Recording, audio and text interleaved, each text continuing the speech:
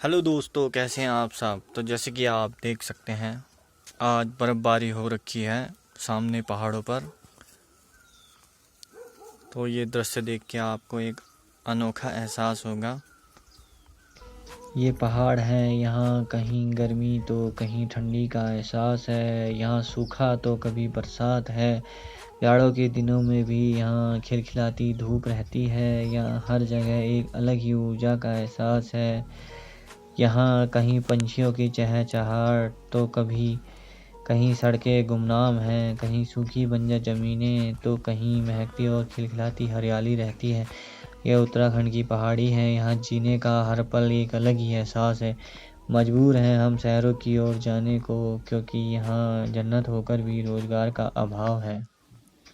Hello, तो दोस्तों जैसे कि आपने देखा था, हम पहाड़ों पे कुछ पेड़ दिखाया करते हैं। वो पेड़ कौन से होते हैं? वो होते हैं चीड़ के पेड़। हमारे यहाँ चीड़ के पेड़ कहा जाता है, वैसे इंग्लिश में उनका नाम होता है पाइन्स ट्री।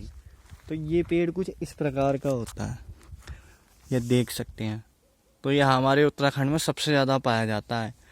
ये जो पेड़ होता है ना, ये इतना खतरनाक होता है कि इसको हल्का सा काटोगे तो इसमें से एक लिस निकलता है। लिस लिस को मतलब आप जानते हो, जो सड़कों में लगाया जाता है ना, जिसे कहते हैं डामर, जिसका रोड बनाया जाता है, बहुत मजबूत होता है ये। तो ये इतना खतरनाक होता है कि इसमें हल्की सी आग लग जाए ना तो ये पूरे पेड़ को भी जला देती है, इतना खतरनाक। अब जैसे चौमास के दिनों में यहाँ घासें भरी रहती हैं, तो घासें होती हैं तो है ना, जब वो सूख जाता है फिर गर्मी आने के बाद, तो अगर हल्की सी भी यहाँ चिंगारी पत्थर लुढ़क के कहीं आग लग जाए तो ये पेड़ जलने लगते हैं। जैसे कि आप देख सकते हैं, इस पेड़ को देखिए गौर से। इस पेड़ में ये आग लग चुकी है, क्योंकि हल्का सा कहीं इसमें कट होगा तो इसने ये आग पकड़ ली होगी। तो इस प्रकार से जल जाते हैं पेड़।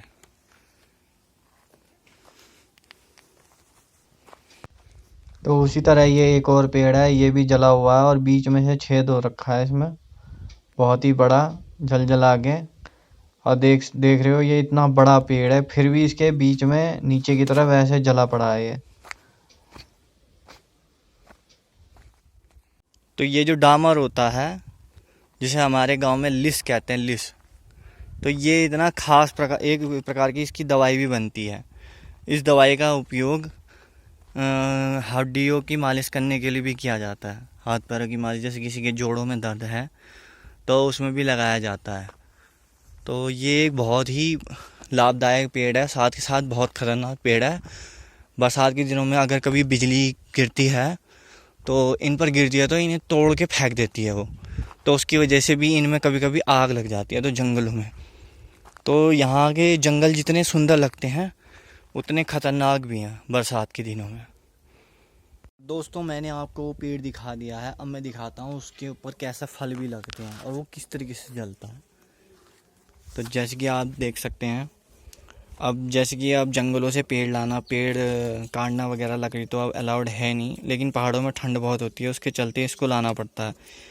तो ये एक तरीके का फल है, इसमें जो है खरबूजे के बीज जैसे लगते हैं, लेकिन ये फिर भी गिरते रहते हैं। तो है ना, जंगलों से उठा के लाना पड़ता है इन्हें, ताकि हम गर्म पानी कर सकें, या थोड़ा आग तापने के लिए हो जाता है इनसे। तो ये आप देख सकते हैं। अब जैसे कि मैं आपको दिखाना चाहूँगा कि इसके जो ये टुकड़े हैं, ये भी ऐसे लाते हैं कि बरसात के दिनों में जो पेड़ गिरे होते हैं उनमें से थोड़ा काट कूट के लाना पड़ता है। तो अब ये जो है मैं दिखाऊंगा आपको ये कैसा जलता है। तो पुराने ज़माने में क्या होता था, कहते थे हमारे अम्मा बुब्बू के ज़माने में लाइट तो होती थी नहीं, जो कि हमारे पहाड़ों में 2010 के बाद आई है वैसे लाइट। उससे पहले ज़माने में क्या होता था, माचिस भी बहुत मुश्किल से मिलता था। तो जो हमारे पूर्वज थे उनको थोड़ा बहुत पत्थरों से आग जलाना आता था। तो हर घर में कोयले वगैरह जले रहते थे। पहले ग्लोबल वार्मिंग की भी प्रॉब्लम नहीं थी। जैसे आप देख सकते हैं एकदम से जल चुका है। तो इतना ख़तरनाक रहता है ये पेड़, एक सेकंड में एकदम से आग पकड़े। तो हाँ, मैं क्या कहता था, अम्मा बुब्बू के ज़माने में क्या होता था, लाइट थी नहीं, आग जलाने के लिए भी कोई साधन नहीं होता था। तो जिनके पास कोई माचिस वाचिस लेके रखते थे, पहले 1 रुपए की बहुत वैल्यू होती थी।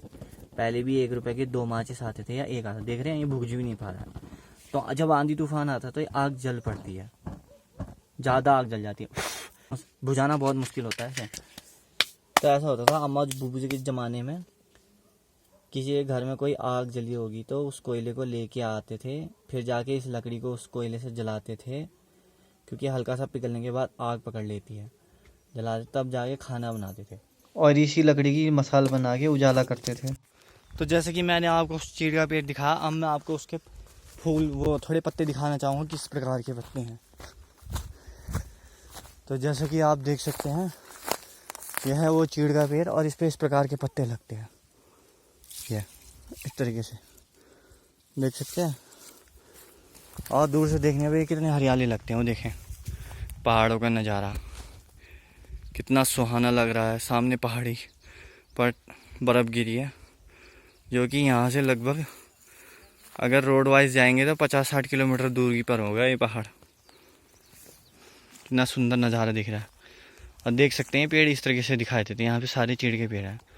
यह हमारे यहाँ एक मंदिर है जो कि कुछ खास ओकेजन पर ही खुलता है। अब यहाँ के मंदिरें खुलते हैं तो सभी गांव के आसपास के जो होते हैं यहाँ पे खवा पान देते हैं, जैसे आटा हलवा बनाया जाता है, पूरी बनाई और फिर सबको बांटा जाता है।